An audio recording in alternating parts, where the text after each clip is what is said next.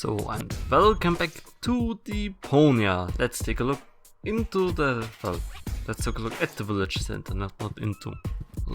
So, what's going on here?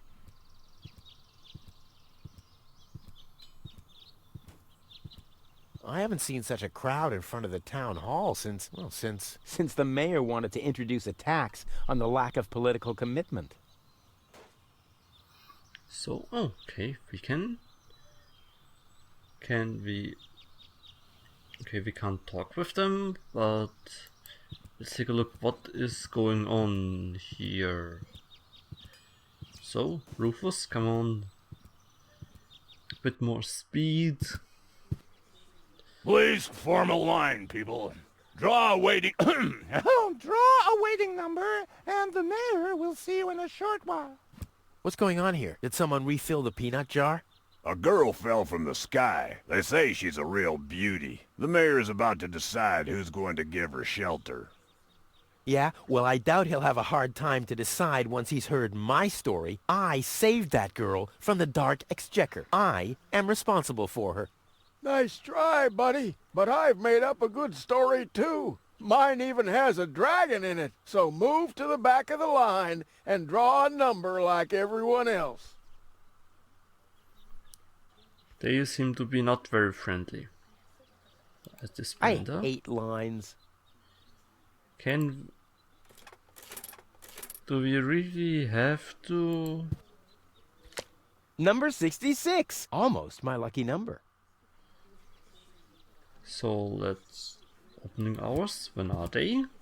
The post office will be open o'clock? O'clock? What o'clock? There's something missing here. Or there's nothing missing. Well, if it's never open. Every office needs a good soul. Maybe someone should tell the mayor. But isn't Lottie? Hello, Lottie. You two... You too? Dear me, what a day. And, well, where is the girl? Where's the girl from Elysium? Princess Sugar... Yeah, Princess Sugarbottom? Oh, she's lying around in the assembly hall. Of course, I knew you came because of her. That's always the same. Always the same. A beautiful young girl in a tight jumpsuit falls from the sky heavily injured, and immediately everyone's falling over themselves to help her. Hussy! Hussy! But we, well, saved her. And we want to see the mayor. Now. I want to see the mayor. Everyone... Everyone does. Take a number and wait your turn. That's not very nice. Maybe an exception because we are so nice. Can you make an exception and let me in before the others? It's your turn when Your number comes up! No exceptions. Not even for me? Especially not for you! But it's not moving. But the line isn't moving at all. Who's next anyway? Number 62. I think that's Wenzel. Wenzel is also applying? But Wenzel isn't even here. Well, it's his turn. Wenzel is up next. No exceptions! Oh. Can we now? Is it my turn already? No. Number 62. Is still up! Wenzel. Wenzel, exactly! Now? Is it my turn already? No. Number 62. Is still up! Wenzel. Wenzel, exactly! Pity. And I thought that we could maybe, well, bring her to, well, a bit more anger. And we want to deregister our residence. I officially want to deregister my residence here on Deponia. Although a lot of people will be glad to hear that. Me, for instance. That won't be possible today! The mayor is pretty busy at the moment. I'll skedaddle. Don't let the door hit you. Why? Can we go, maybe? Stop right there! Where do you think you're going? I'll go to Elysium with Goal. In that case, You're in the wrong place. This door leads to the mayor's office, and access is Strictly by numbers only. So draw a number or bugger off. Oh, Lottie, don't be so angry. It will only give you wrinkles. But let's see what Pokey here has to say to, well, that nice assembly of people. We finally reached the town hall, and the character who was supposed to have just a minor support role, who even in the final version, the quote-unquote beautifully animated final version, still looks like my very crude sketch, and that is Lottie, voiced by the talented Tim Bentinck, in the English version at least. Lottie was designed to be a minor character in Deponia, as I said, yet she still makes a reappearance later on. I guess I can't spoil that much. I never intended that, though, and I don't know why this character got so overwhelmingly much positive feedback. In fact, the press in each territory always had a spotlight on Lottie, and I also remember that very long and elaborately mail which I answered with a lot of time and effort, talking to an upset customer who claimed we would ridicule transsexual tendencies in Deponia. I strongly disagreed with this perception of Lottie, and granted, even if her falsetto is exaggerated and cliched, Lottie herself is not a ridiculous character. This part belongs to Rufus, and Rufus alone. Everyone around falls victim to Rufus's ridiculousness. So the most beautiful thing about that is that Rufus actually is neither biased nor intolerant in any way, at least not in a common way. What upsets him is vastly different than the things other ordinary idiots rant about. Ordinary idiots have in fact a certain obligatory intolerance towards others. Rufus, however, he is a special moron. His kind of intolerance is of the liberal kind. He thinks all his fellow people are equally stupid, and that makes him, at least in that regard, very liberal. He treats everyone equally shitty, so no matter the background. This is the last consequence of the liberal thought illustrated in Deponia. Welcome to Deponia.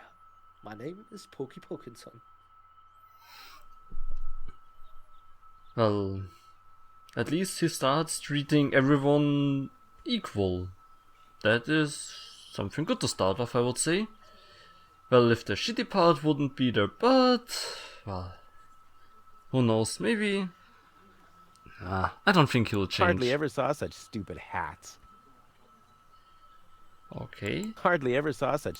Then let's talk with Lobo. Or Lobo. And what should be decided? The mayor wants to decide what? Who will what? Give her shelter. Low-Tech thinks the girl should be, integrated into our community, and someone has to nurse her back to health. I hope the mayor will choose me. She could give me a hand in the mud pits. Ever since I cut my fingertips while scrubbing rust, I tend to get infected cuticles. You want her to scrub rust for you? That's outrageous. Why? What do you want the girl for? Rufus? Rufus! Huh? Oh, what? Well, at least I think gold would belong to us. The girl belongs to me. That'll be determined by the mayor.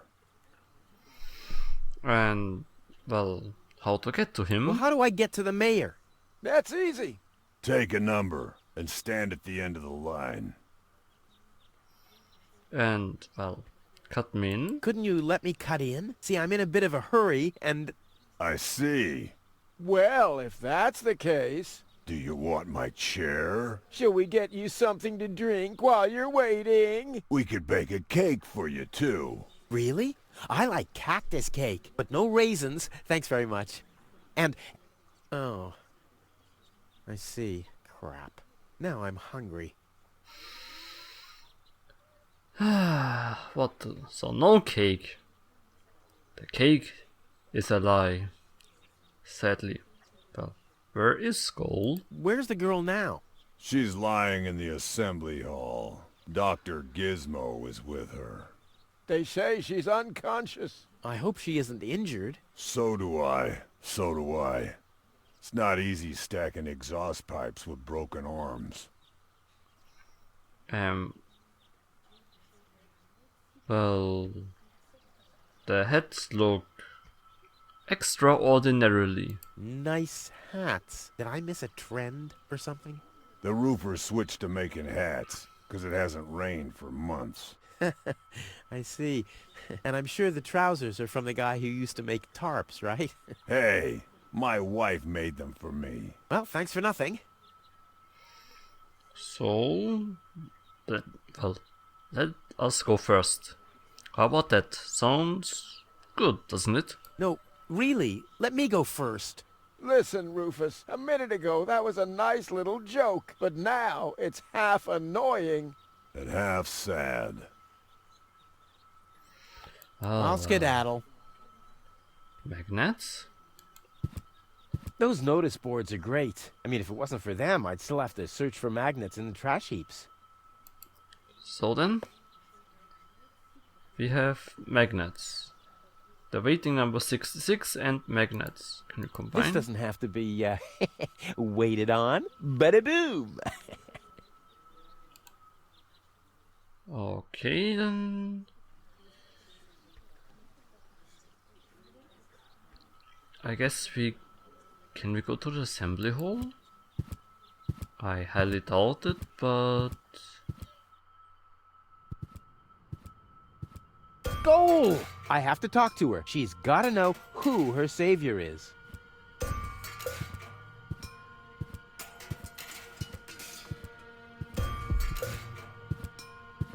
Rufus, do you have to snoop around here? Hi, Inspector Gizmo. That's Dr. Gizmo. As you know, I hold all 3 positions in this emergency station, and right now, I'm a doctor. And as a doctor, I have the right to ask, why are you bothering my patient? She's an acquaintance of mine. I wanted to see how she's doing. Her name is Gold. So, the Elysian is an acquaintance of yours, eh? Very funny. Well, as long as your lacking sense of reality doesn't keep me from doing my job, knock yourself out. Look after your acquaintance, but make it snappy.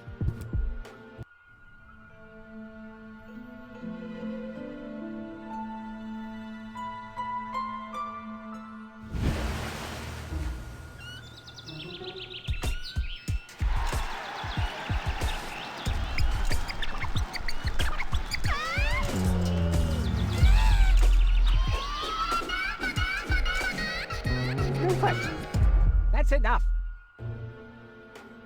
What?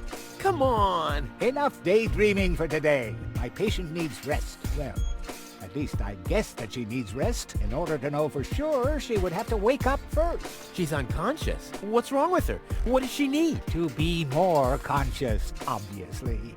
For further tests, she would have to be awake. Unfortunately, none of my remedies seem to work. Well, how about some really strong coffee? Ha!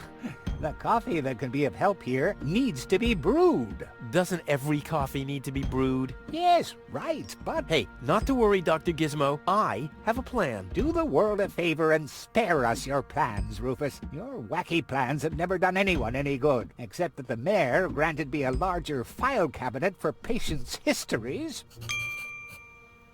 so they did something good. Well, let's look at How all. peacefully she sleeps. This calls for extra strong coffee. Hey, Goal! Goal! Wakey, wakey! Fast asleep. Very good diagnosis, Doctor. Oh, well, it's just that I'm an expert in sleep. And Dr. Gizmo. Gizmo is a doctor, police officer, and firefighter all at once. On his best days, he has to change professions every other second. So he's a busy guy. Dr. Gizmo? What now? Well, I hope. Well, she will recover, or. Will she fully recover? She'd need to wake up first to be able to tell. Well, why don't you wake her up then? Well, it's not that easy. I've already tried every stimulant I could find in my medicine cabinet. None of those were strong enough. She needs something much, much stronger. Something much, much stronger. Sounds like a job for me. I am much, much stronger, after all. Well, what will save her? I will save her. Ha! Good luck. Did you bring some kind of miracle stimulant by any chance? Something that might wake her up? A kind of cup of coffee to the nth order? I'm working on it. Good. But do it someplace else. So we need some coffee. Well, you could help her. What are you waiting for? Help her! I would love to, but self-professed acquaintances of the patient are constantly interrupting me in my efforts. Self-professed acquaintances. That sounds funny. Self-professed acquaintances. Think you can say that 1,000 times in a row? Why should I? I could even say get lost 1,000 times in a row and you wouldn't get it. Sadly. Does he have maybe a stimulant? Do you have a stimulant for me? To make you even more annoying? I don't think so. I've used up most of the stimulants on the patient, but to no avail. I still have some left in the medicine cabinet in my office, but no one except me is allowed to access it. We'll see about that. What was that? Time for me to leave. That's what I keep telling you. So, can we be alone for some time? Could you leave me alone with her for a moment? No. But No. bummer. And there's an emergency. I want to report an emergency. An emergency? What is it? We have pain I back. have this unusual pain in my back. You should rest in bed, at home. So get lost. There is fire. Fire! Impossible. My fire protection sensors would already have detected the emergency. You have built-in fire protection sensors? Yes, ever since you turned 8 years old, you little brat. That was my last birthday with my dad. I got a cake. I think I even remember the fireworks. I remember them too. Incredible how much you achieved with just 8 candles. Maybe robbery? Robbery! Impossible. My theft protection sensors would already have detected the emergency. You have built-in theft protection sensors? All emergency prevention tasks are united in one person, and that's me, as you very well know. A small village like Kuvak is just not big enough to have a doctor's practice, a fire department, and a police station separately. Or at least, that's what I thought. Ever since you turned 8, I'm not so sure about that anymore. So... No emergency. My bad. If you say so, it sounds too good to be true. Well then, see you later, Doc. Well, thanks for your time. You're welcome. Not literally. There's a button. A doorknob. Okay. There's a... Rufus. There are balloons. Obviously there's a preparation for a celebration going on. Something. Rube. Huh? Let's take it. The balloons seem to have been stored here for quite a while. I wonder what occasion they're meant for. And why my face is on some of them. Well... So... I'll say... To end this episode, we'll listen again to Pokey here. So this is the assembly hall. It's one of those scenes where our Alex, who played Goal, really shined. Or rather an incredible acting job on Goal's part, who may want to give us all the details about how tough this was in terms of acting to transport the concept of a sleeping beauty into this hall. The scene is heavy with fate and has this aura of great expectations. How did you do that? Yeah, I imagined this a bit differently, actually.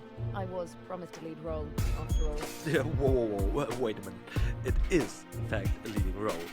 It's a very important, central role. I hardly had lines. Yeah, maybe, but you have presence. That's what a Sleeping Beauty scene is all about, presence. I think we have to cut now. I have a lot of exciting questions to ask, of course, but I don't want to forestall too much. So we postpone that until a later screen and commentary. After all, I want you to stay tuned, and also let's not ruin the mentioned aura with too much babble. That being said, see you on the next screen. That was short, so now I'd say let's leave that place here, since we know we need coffee. And they're a strong one at that. And we don't get to the mayor. Oh well, let's try to go to the post in the next episode. I hope this one was fun for you. So, see you in the next one.